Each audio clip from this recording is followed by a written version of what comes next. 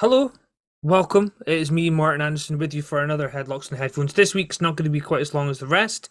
Why? Because I'm not watching as much wrestling.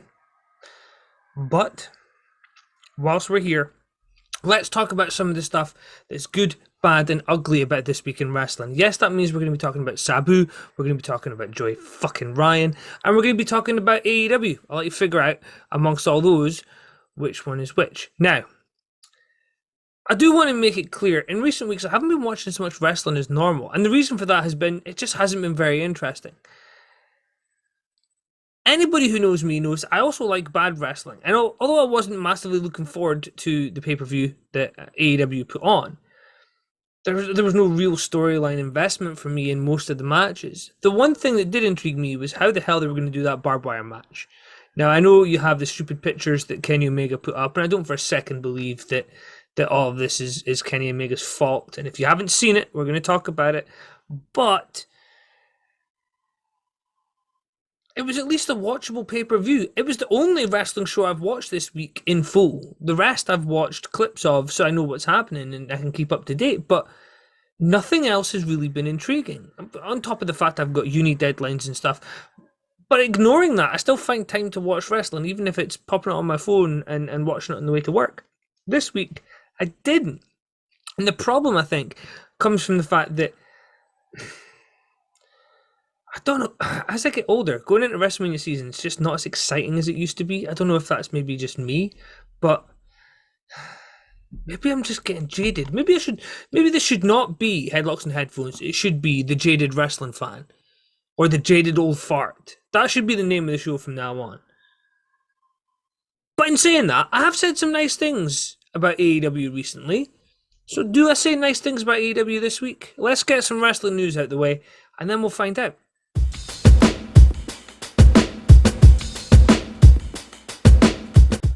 The wrestling news. Now, the one big story that had me intrigued in the AEW pay-per-view was, of course, the barbed wire match. Now, the exploding barbed wire match would work so well when Terry Funk and Mick Foley did it. Not. So, one of the people that everybody links with barbed wire matches is Sabu. And he reflected upon his hardcore wrestling history. He revealed that he never signed up for his first barbed wire match. Instead, the challenge was handed to him and he tried to make the most of it. Now, this is what he had to say. It was during a tour in Japan. It just so happened I had a barbed wire match. I didn't know about it until the last minute, so I didn't think that much about it, and I took it in stride. It was just another day, and I tried hard like I do any other time, and hopefully they like it. The thing was, I tried so hard that I was good at it. They thought I liked doing it, but I didn't like doing it. I was doing what was facing in front of me. Now, for anybody who's seen the barbed wire match he had in ECW, where he ended up having to cut barbed wire off him and wrap his arm in tape to finish the match, these things are never the spectacle that you think they are. There is some clips going around of indie matches with baseball bats with explosives on them. Massive danger. Is the payoff worth it for anybody that's involved in these matches? But at the end of the day, even one of the people who's most commonly linked with the practice is not a big fan of it. And his body will show you he's not a big fan of it. Just the scars on one arm alone would be enough to put you off. Now, let's move on, because we're going to talk a little bit more about barbed wire very, very soon when we talk about AEW. But WWE have hired Kevin Patrick as a backstage correspondent for Monday Night Raw. He'll also be play-by-play commentator for WWE Main Event and the host of Raw Talk. Now, he did say he is beyond thrilled to join WWE. I've always been blown away by the incredible charisma and athleticism of the WWE superstars, and I'm excited at the opportunity to help tell their stories. Now, as a studio host, play-by-play commentator, and reporter, he's been fortunate to travel around the world broadcasting for CNN International and the Atlanta United matches on Fox Sports, as well as being on Sirius XM as well. This is not a random signing. This is a guy with a lot of pedigree. And why is that important to UK fans? Well,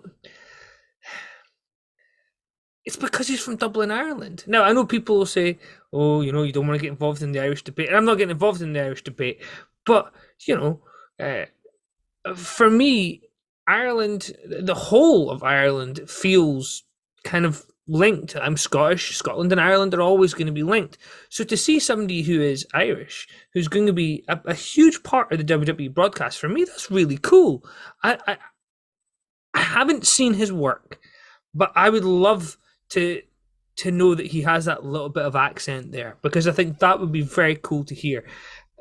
Anything has to be better than Michael Cole at the end of the day. Now, talking about better than Michael Cole, for the American subscribers of the WWE Network, everything changes, and everything changes in quite a big way. Now, March the 8th is today, and WWE put out the official press release starting March 18th. Peacock will begin rolling out WWE Network content just before Fastlane, the first WWE pay-per-view event on the service, and it will be the new destination for WWE content in America. Now, what's quite interesting is that there's not the whole bunch of content going to be there. It's going to be phased in, which for some people who are watching archive content in America, that might mean you lose little bits here and there just as the integration process happens. But the existing standalone app will end on April the 4th, and Peacock will become the exclusive streaming home to the WWE Network in America. Now, that comes with a discount. So people are no longer going to be paying $9.99, they're going to be paying $4.99, and they will get Peacock services as well. So much like when Disney just added in the Star Network, there was a massive amount of content added, and if you're already a subscriber, you didn't pay any extra. Peacock are actually allowing you, when you integrate over from WWE Network, to go with their $4.99 offer. So you're actually going to be saving money if you're in America. What's really interesting, though, a lot of the cable providers actually offer Peacock as a perk, which means that there's a lot of people now going to get the WWE Network for free, but WWE are still going to be getting paid, from what I've seen, more than they would from the WWE Network subscriptions, based on running costs, etc. The interesting thing, though, WWE Network is only moving in America. It's not moving everywhere else in the world. And I did mention a few weeks ago, I think there's actually going to be some changes for how the network runs in most countries.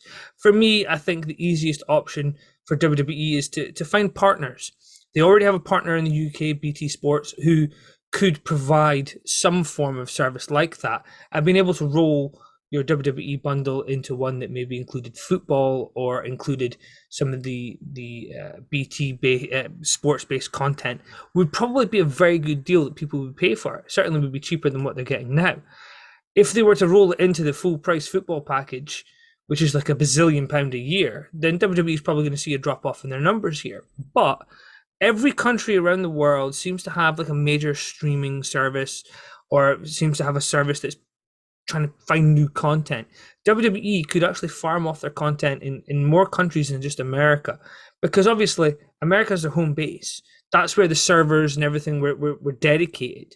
So globally, WWE's servers will be very important to them, and obviously we lose the pressure on those servers from the international broadcasts, which might make, from what I'm told, might make some of the pay-per-views a little bit better for us here in the UK, rather than them cutting out every now and again and the audio lagging and all that kind of stuff. So hopefully we see some positive content. Now, with Peacock, there is going to be a delay, I'm led to believe, in moving the indie-based content. So Progress, ICW, and all that stuff may not move over instantly, but there will be, you know, the Raws, SmackDowns, the Icons of the Ring, Steve Austin's Broken Skull sessions. All those things are moving over on day one, and there's going to be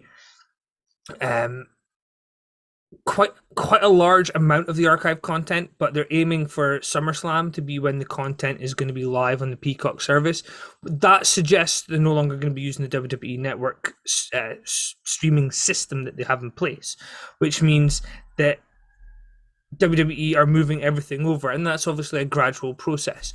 But by SummerSlam, they say that in America they'll have that. So if that happens in the UK, I'd be happy to have that. I mean, I have Netflix, I have Amazon Prime, I have WWE, I have Disney Plus, because the wife wouldn't let me not get it.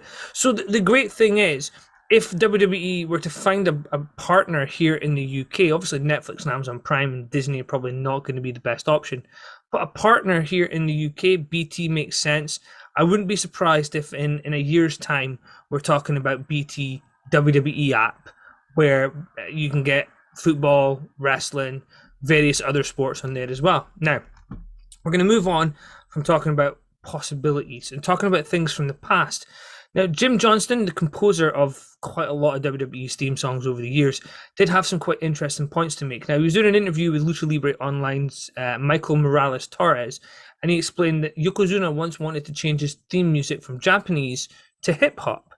And this is what Jim Johnston had to say. I remember Yoko, he called me, managed to get me on the phone, and said he wanted to change his music from the Japanese wrestler stuff. I'm trapped now on the phone with the guy. What do you think he goes? He said, well, I'd like some hip hop. Yoko, you're a sumo wrestler. You're not a hip hop guy. But from his perspective, I don't mean to be mean here, but he was like, but I live in LA, so it made perfect sense to him. Why wouldn't I have a hip hop thing? So in general, no, I didn't get involved with the talent. Now, this throws up a really interesting point. There is a lot of talk that WWE wrestlers have some degree of say in their music. Certainly, CM Punk picked his theme music. Certainly, other people over the years have had a say in who does versions of their theme songs and stuff. But you can see the interaction with Yokozuna there very much out with what Yokozuna, the character, actually was. Yokozuna doing the hip hop thing kind of seems reminiscent of what Rikishi would do when he was trying to be that everyman thing. So perhaps the bad thing of, well, you know, he's suggesting he does the hip hop thing, it doesn't really work for Yokozuna. That may have fed back into the WWF system, and that's what Rikishi became when he did that whole wearing those weird different colored suits. But Jim did go on to say Randy Orton hated the Voices theme song he created for him. He said he never spoke to Orton directly about it and doesn't know why, but he apparently hated the song. I don't know if he still does. I don't even know why, but apparently that was true. I never spoke with him about it. What's really funny is I also saw this week with Jim Johnston that he actually never had a contract with WWE for most of the time where he was making music for them. For me, that just seems very, very strange. WWE would allow somebody to be producing content for them without being under contract. Now, obviously, talking about contracts, there are obviously a few things we're going to talk about when we talk about AEW. AEW do have the revelation of somebody who is joined at the pay-per-view and signed his contract allegedly in the ring. I don't believe that to be true. Of course, that's the story, that the legend appeared and signed the contract in the ring. I'm going to be honest and tell you that I feel that there's going to be more. There's going to be more WWE people heading over, more people who aren't working in WWE are going to show up in AEW, and they're either going to sink or swim. But I said last week, I think Big Show's going in to do the D show. And that maybe came across as a negative, but he's going to be learning a new skill. He's going to be learning color commentary for the first time. I'm not even going to watch for the first 2 weeks he's doing it, because I know for a fact I'm going to be going, oh, he stumbled there. Oh, that wasn't right. He's going to be finding his feet. And I don't want to taint my opinion of it. So I'm going to give him a couple of weeks, and then I'm going to listen in and see how he's doing. He's got Tony Schiavone beside him, so he's going to be fine. And from what Big Show was saying, they're already sitting down and doing practice runs, watching through tapes and recording stuff. So, you know, he might actually hit the ground running. And if he does, that's great. But talking of hitting the ground, and this is something I really hope happens to this man. I don't wish death on anybody, but some people just don't understand that their presence is not very welcome. Now, for anybody who's unsure, I mean Joey Ryan. He issued a detailed statement to SoCal Uncensored, says he is not trying to make a secret return to the wrestling business. I try and not swear too much, but you're a fucking idiot, Joey Ryan. You put yourself on your poster of your show. You're not trying to return. Fucking idiot. Now, he said, in light of the fact that last week the Wrestling for Women's charity was announced with Joey Ryan's image on the poster, which led to a considerable amount of backlash. Ryan's Bar Wrestling was the promoter of the event. He was the promoter, and his face was on the poster. So what does that tell you? Tony Khan threatened to pull AEW talent, and Fight TV said they would not broadcast the event. Tony did say that he would donate to the charity. There's some questions about the validity of the charity, but that's not what we're here for. Now, Ryan says, despite stories going around about his involvement and his secret attempt to return to wrestling, none of the stories are true, despite the fact we have evidence, and he was just looking for closure. Ryan tells SoCal Uncensored in his statement that he only used bar wrestling as a convenience for handling ticket sales, and he only agreed to the appearance if he was announced and not used as a surprise. Furthermore, Ryan says he also had a stipulation that 100% of the proceeds went to charity, and it's obvious now that Wrestling Twitter wasn't ready for that. He's blaming Wrestling Twitter! You fucking idiot! I dare you to try and sue me if you ever actually watch this. You're a fucking idiot. Your company, your poster, you put yourself on there, and you're turning it around to argue that Twitter's to blame for your show not running? You're the reason the show's not running. Charity shows can run all the time, and anybody else could have done it. You could have just made a silent donation if you really wanted to help, instead of being a jackass. Ryan claims the reception to the event left him feeling indifferent, but it also gave him some closure, and he was actually a little jazzed that I'm still over enough to trend on Twitter.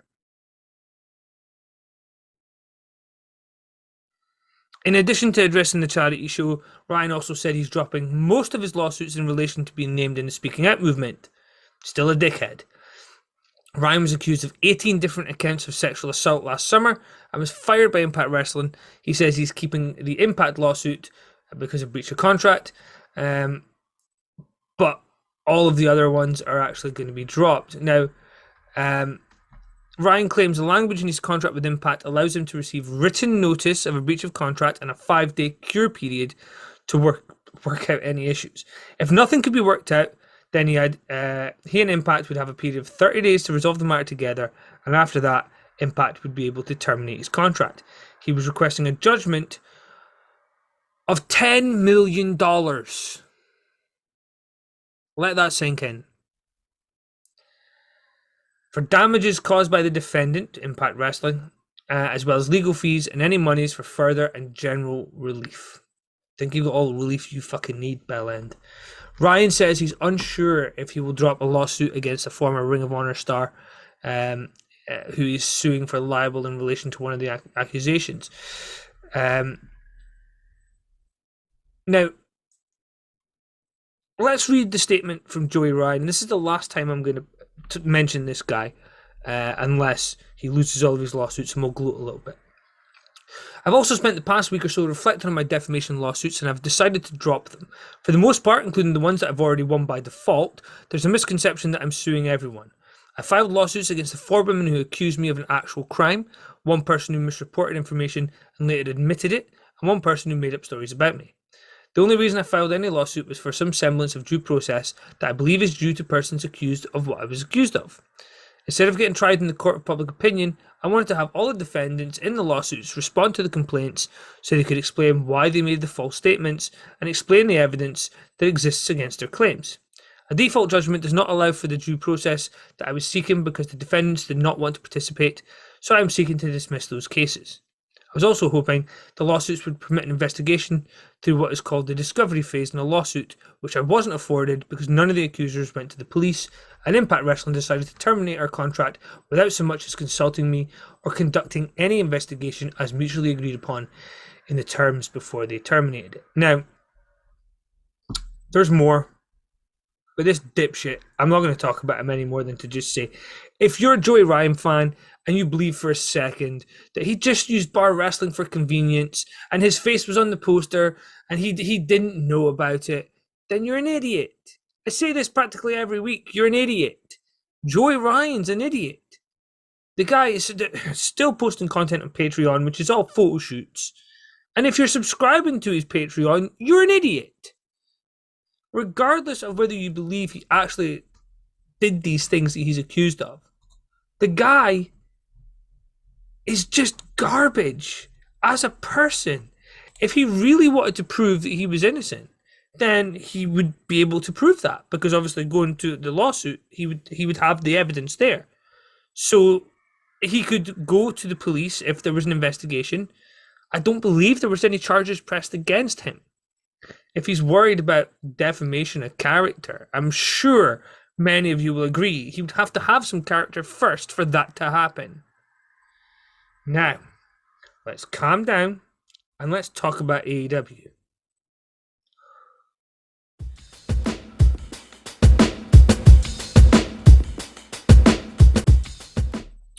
So AEW Revolution, March the 7th, Jacksonville, Florida, with Jim Ross, Tony Schiavone, and Excalibur. Now, Jim Ross's voice sounded horrible during the show.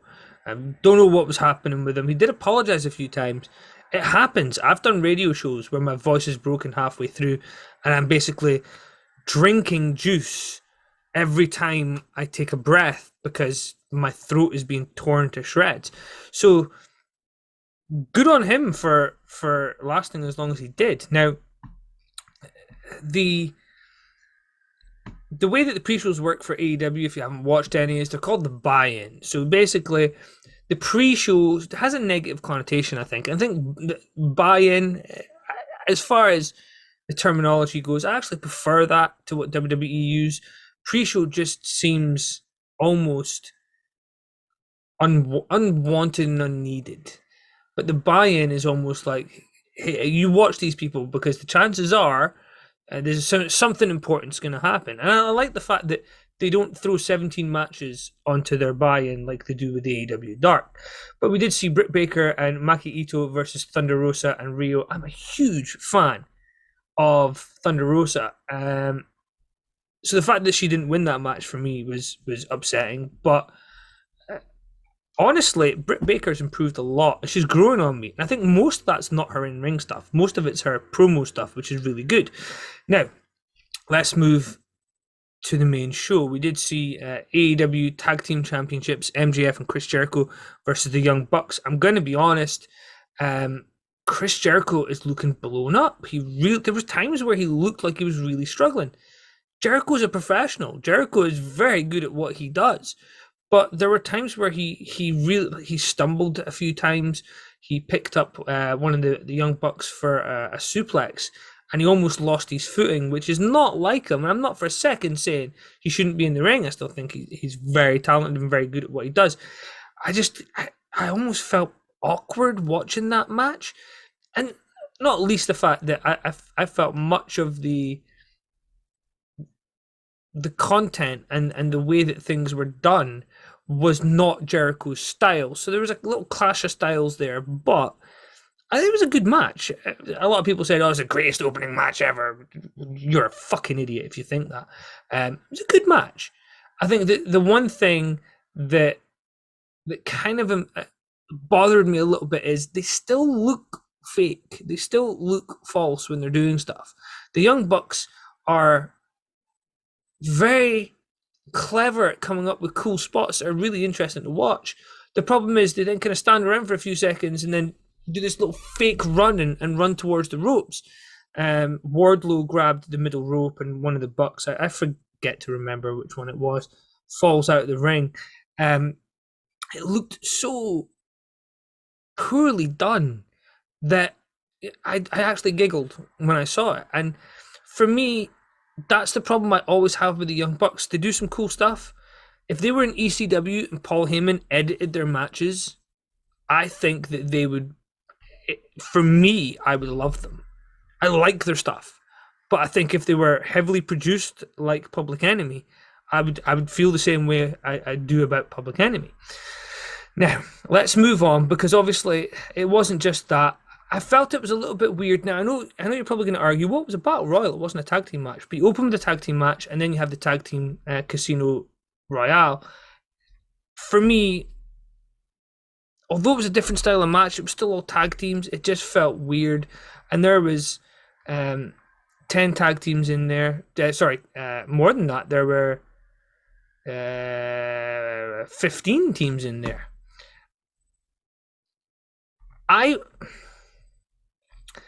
I really like Brian Pillman, so I really do like the fact that he's getting a chance to be on pay-per-view and be on national television. Varsity Blondes are a cool tag team. There is one problem I do have, is that they've added all these tag teams and we know very little about them. There's quite a few ex-WWE guys have been added in, and that's fine. Dustin Rhodes and QT had some drama. That's probably splitting up. I'm going to be honest. Love Dustin. Never going to say a bad word about Dustin. I think he's been in great shape. I think he's ability to perform. And that's ignoring all the help he's providing to talent backstage. So getting to see Dustin enjoying wrestling again is a great thing to watch.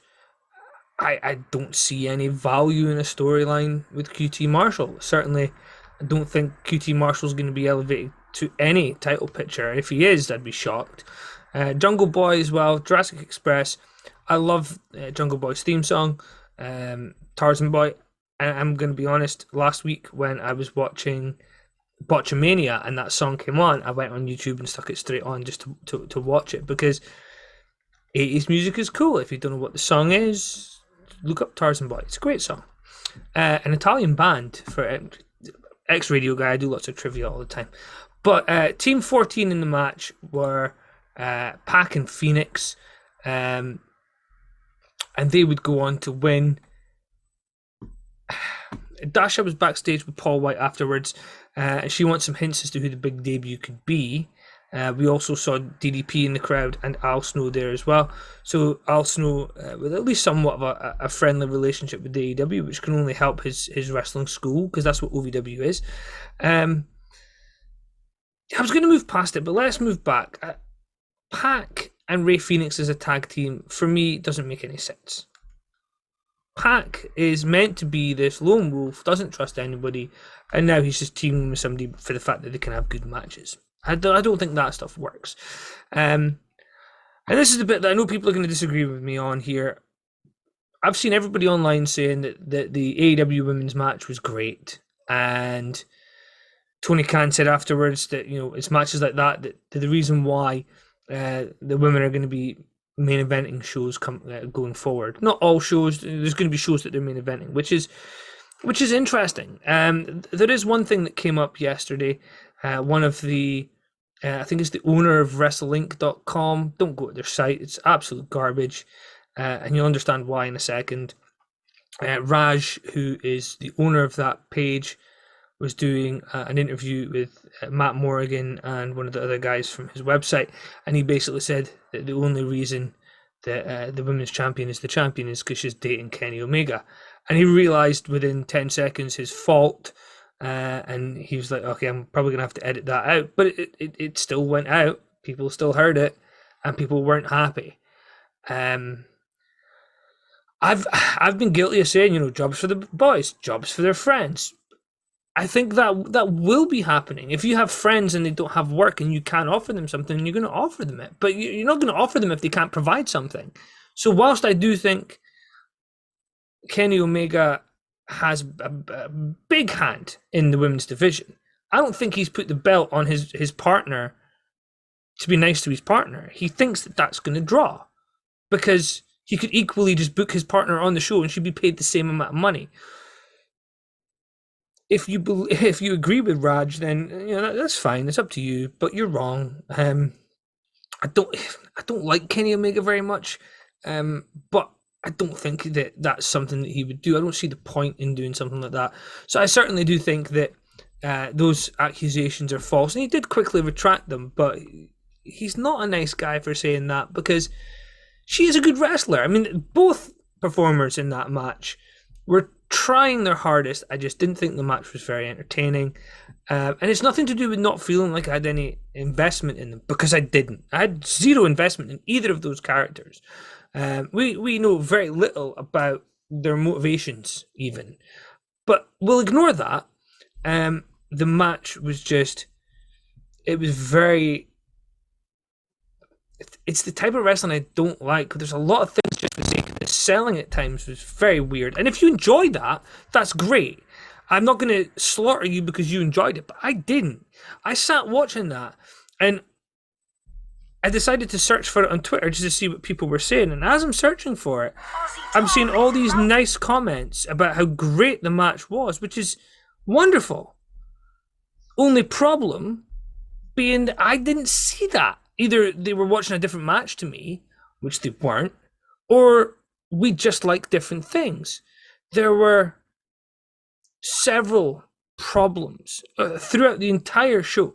Go back to the first tag match where you had MJF receive kicks from both Young Bucks like 6 times. and then one kick to Jericho, and Jericho falls over. But MJF managed to stay up. And with Jericho's extra weight, he would have clearly had the ability to stay up on his feet. But no, he went over. Sometimes logic in wrestling is something that I really obsess over. And I probably shouldn't.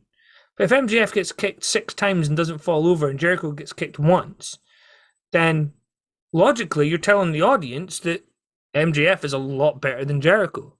But the reality is different. Anyway, we'll move on.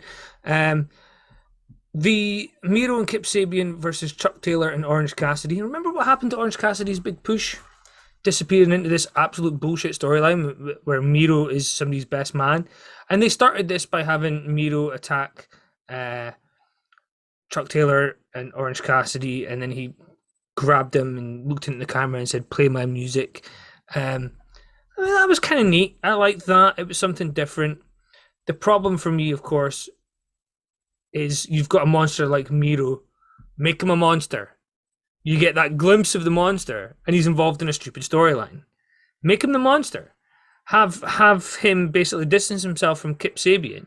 And with all these guys coming in from WWE, have him now go in a downward spiral where he's like, it's exactly the shit that happened in WWE. I'm doing well, and all of a sudden you bring people in to take my place. But they're not taking his place because he was booked this way to start with. They booked him as a best man. He was an auxiliary character in a shitty storyline. They could do a lot better with Miro, I think. He certainly would offer more value being at the top of the card, shaking things up from the fact that you've essentially had the same top 4 since the start of the company. Now, the big money match, Matt Hardy versus Hangman Page. Did see a run-in towards the end by the Dark Order, and you did see Page getting the win.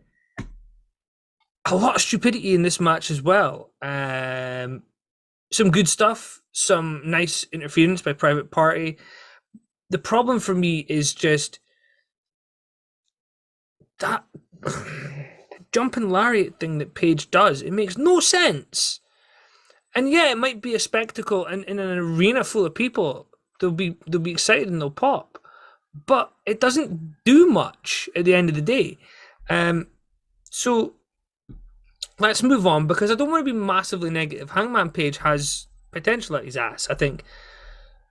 The Dark Order thing is kind of weird. I don't know where it's going, but hopefully Hangman Page, who was in contention for the world title, is going to kind of outgrow that Dark Order storyline, because you can't just...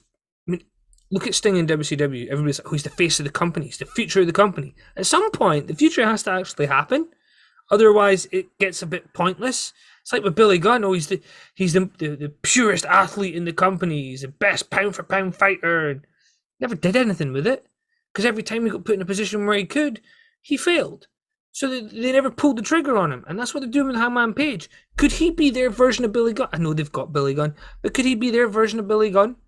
Because I think Billy Gunn should have held the world title at some point. Certainly with the Raw and SmackDown divide, he could have held that world title with a bit of a push.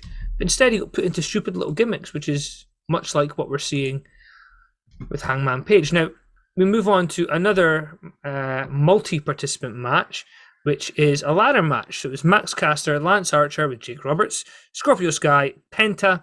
I know we've got to call him Penta El Zero Miedo, but I'm just going to call him Penta for quickness. Cody Rhodes with Arn Anderson. I love me some Arn Anderson. And of course, the final participant, who was... do you know what? His name just escaped me. Ethan Page. I'm a fan of Ethan Page. Spoke to a couple of times in passing on Twitter. Watched his videos. He has some very different ideas, and I like different ideas. The problem for Ethan Page was that people were expecting more, I think, from this participant. It's a good rub for Ethan Page, makes him look like a star. The problem is, he hasn't really been on a national stage, and people are saying, well, he was in Impact, like I said. Hasn't been on a national stage to really be in a position to be that mystery competitor. And I think AEW sometimes forget that, where they think that things are bigger than they are. I mean, may see that pattern happening later on in the night. The eventual winner, Scorpio Sky, was a cool spot with Cody at the end. He pushed Cody off the ladder. It looked very cool.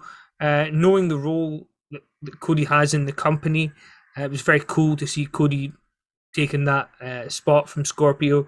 And it's for a shot at the TNT Championship. So that's going to be an interesting match for Scorpio Sky against Darby Allin. Now, we move on, and the Hall of Fame worthy talent was Christian Cage, who comes out with a t-shirt that says "Outwork Everyone." Now, the audience reaction in the building was quite cool. People were happy to see him.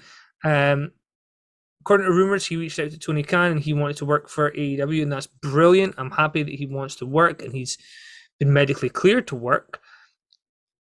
A lot of people unhappy because, again, AEW telling you this big talent's coming in, and it's a guy who held the title briefly to further a storyline, and the rest of the time was never booked at the top of the card.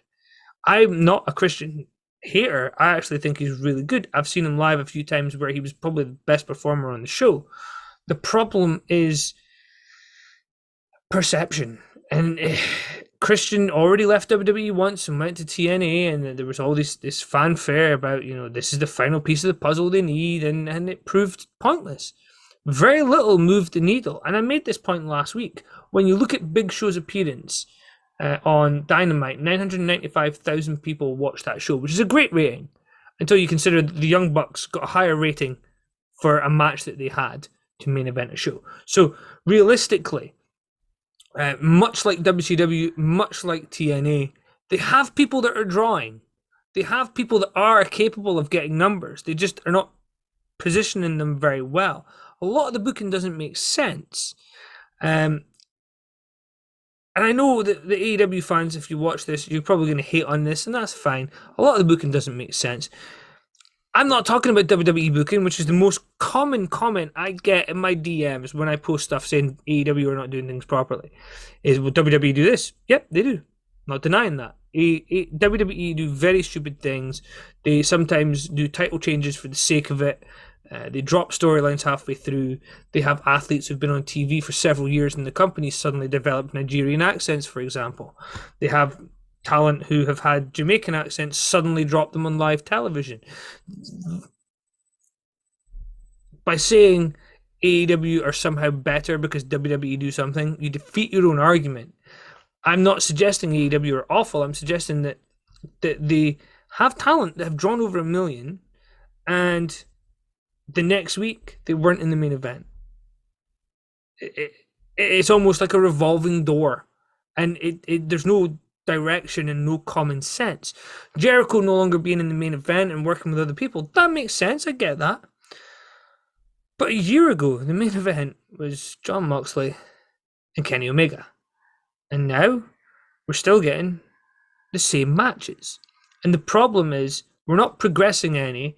And you add in Christian. Well, Christian was retired for several years.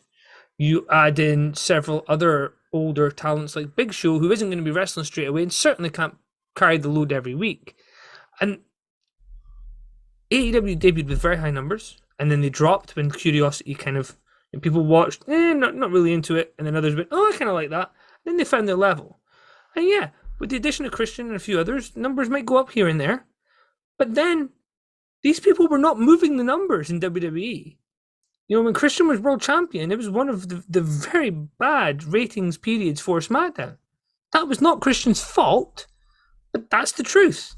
So there's a lot of issues that AEW have to tackle, particularly the fact that Sting and Darby Allin versus Ricky Starks and Brian Cage in a cinematic match, which apparently Darby Allin had most of the work on this. And you can tell there's a lot of almost Bam Margera-esque camera angles, and the cuts are very stylized. And I enjoyed the presentation in terms of the aesthetics and how everything looked, and they clearly put some effort into finding a venue that looks different. The problem for me was you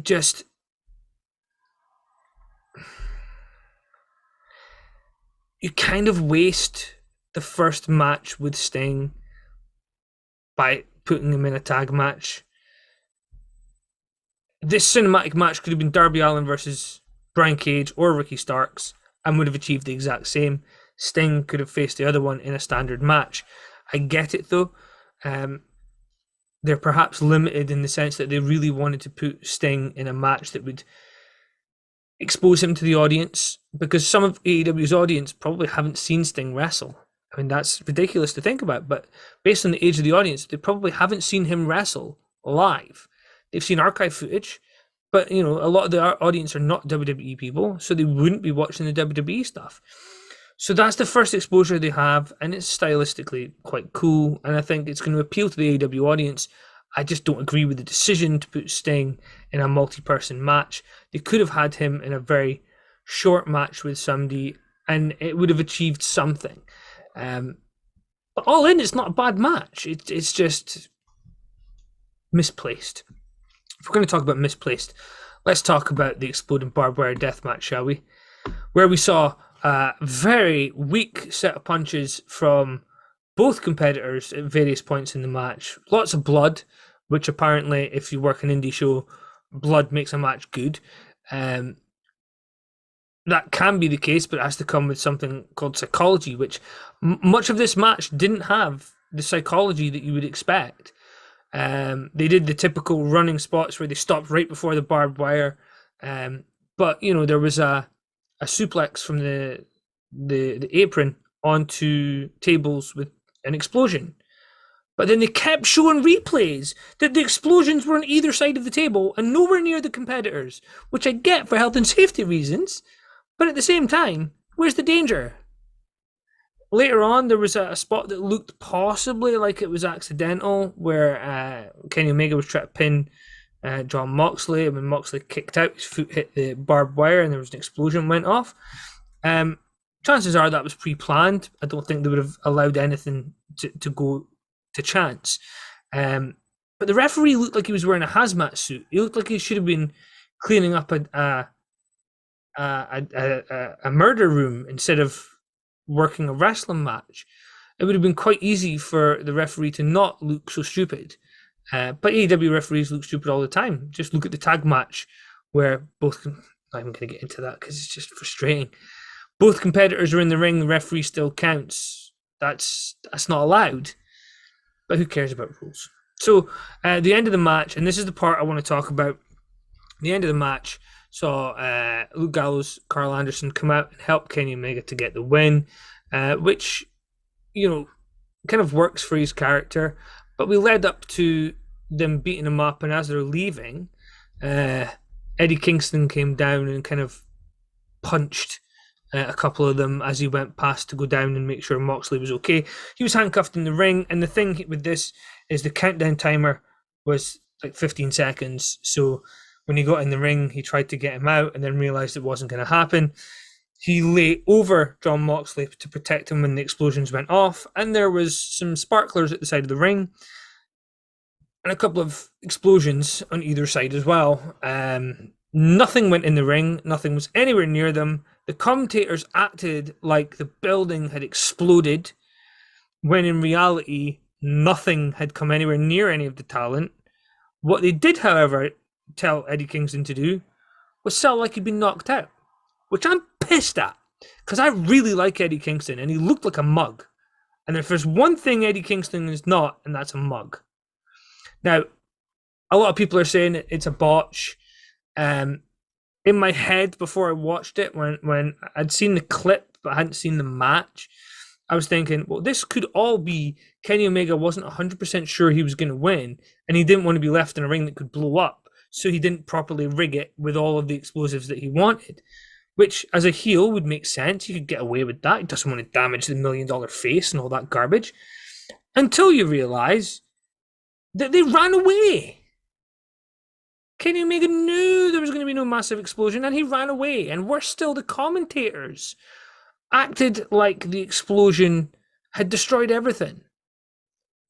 But like I say, the worst part was Eddie Kingston being in the ring, covering Jon Moxley, which, by the way, great story, because these people have fallen out, and Eddie is not even attempting to repair the friendship. I've been in that position where you fall out with a friend and you're not sure everything's going to work out, and you just do something nice for them, and they realize, okay, he screwed up, but he's trying to do something nice for me. And with Eddie Kingston, it's a great story to have. The problem is that Eddie Kingston got knocked out by fresh air, and that's bullshit. I genuinely think Eddie Kingston is one of the best things AEW have. So the fact that they would book that and tell him to do that is very, very weird. I think everything that happened there was scripted.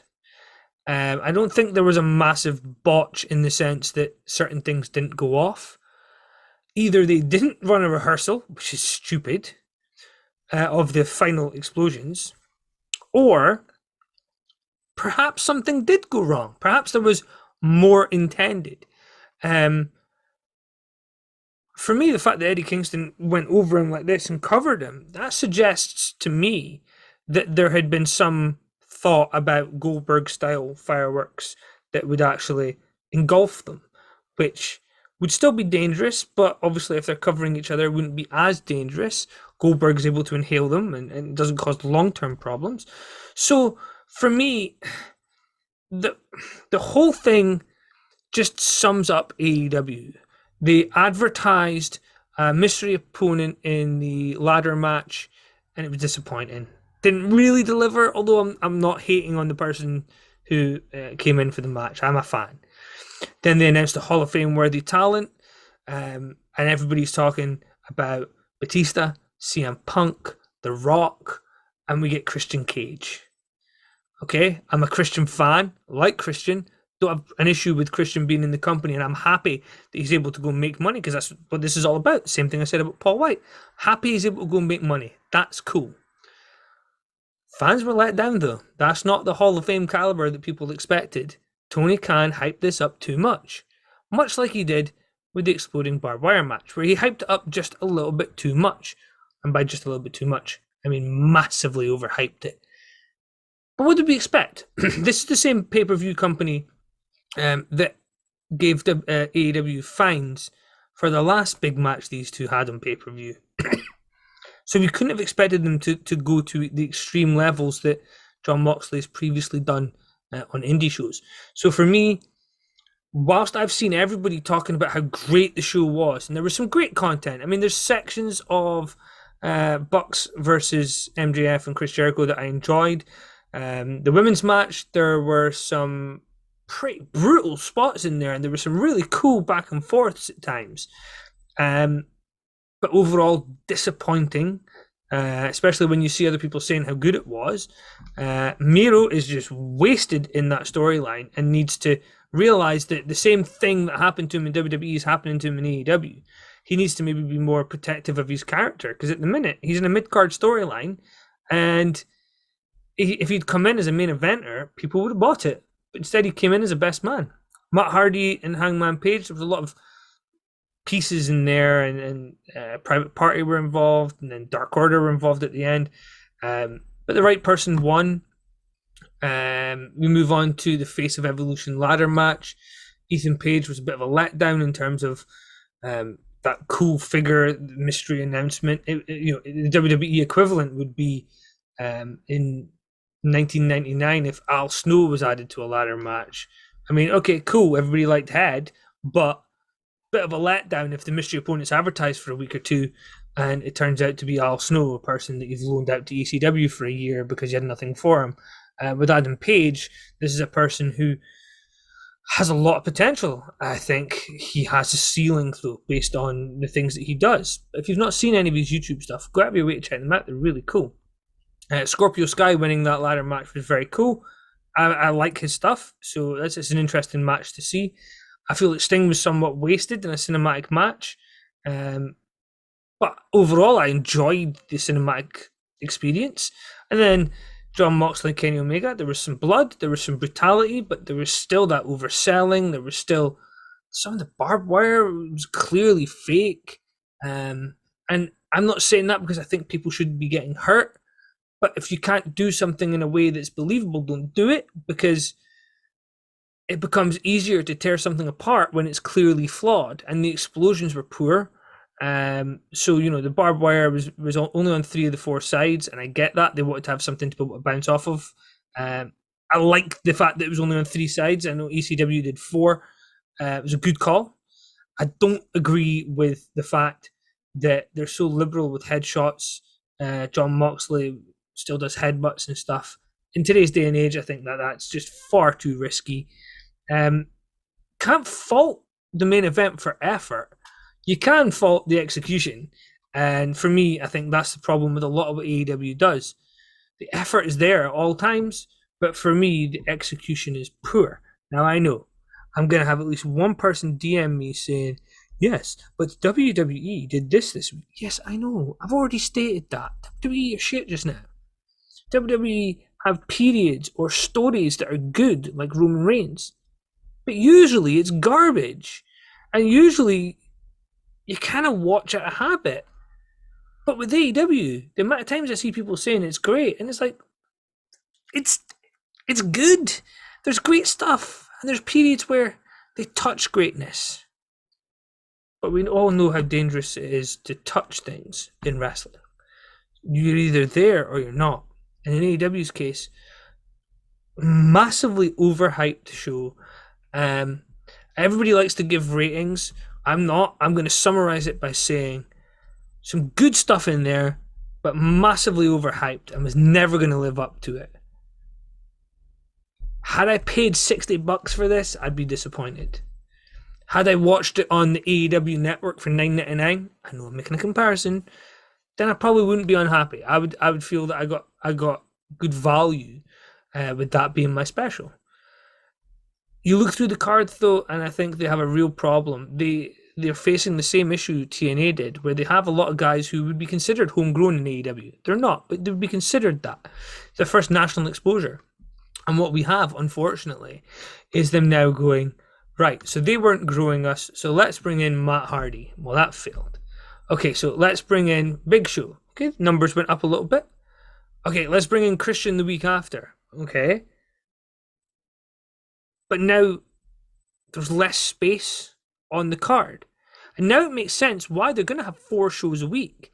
Now remember, Big Show's signing up to do AEW Dark Elevation, which is the YouTube B show.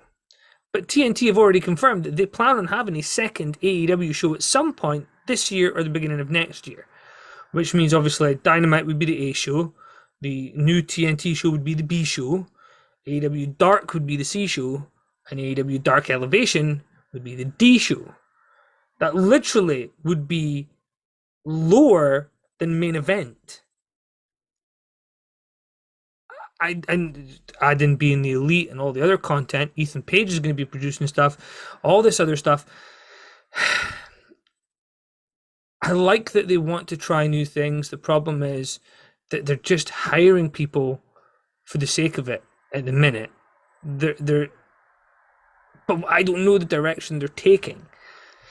There may be something big in the pipeline. He said there's more faces coming in, and if there is, then the people at the lower end of the card should be worried, because the people who are at the lower end of the card are probably not going to be appearing as much, and there's going to start being releases from AEW. You're going to start seeing people getting put back out onto the indies, and for me, that would be a good thing. WCW used to do it, TNA used to do it, but I don't know if just signing lots of people up is always the best idea. They have talent people want to watch, man, and they're spending millions of dollars to bring in talent.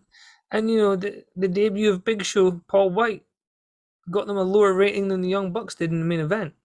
That's all I'm saying.